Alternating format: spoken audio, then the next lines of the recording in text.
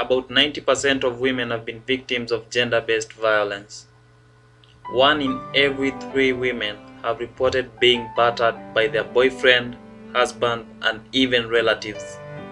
72% of males have admitted beating up their wives and girlfriends. Zambia is standing out as the most violent country despite being known as an oasis of peace in the Southern African region. This situation is worsened by some ignorant female victims who do not report the cases of gender-based violence to relevant institutions. Slowly but surely, my heart is breaking, and I often ask myself, where is the respect, care, and the love that men and women had for each other? What happened to looking out for each other and protecting one another? It is like all these things have been completely swept away by the winds, because all we hear nowadays is abuse, harassment, and even violence, and Zambia has not been an exception.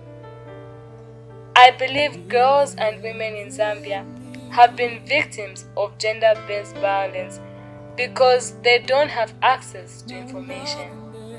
They don't know what their rights are, what violence really is, and how they can even protect themselves. And this is something that I want to help change. So, I held a one-day workshop for girls between the ages of 14 to 18 in a rural area outside of Lusaka City, where I had a chance to talk to these girls myself. It was so sad to see these girls acknowledge that they didn't know they had so many rights, and that if their rights were being violated, they could report. I was touched by the fact that these girls want to take a step ahead, but they just don't know how to do it.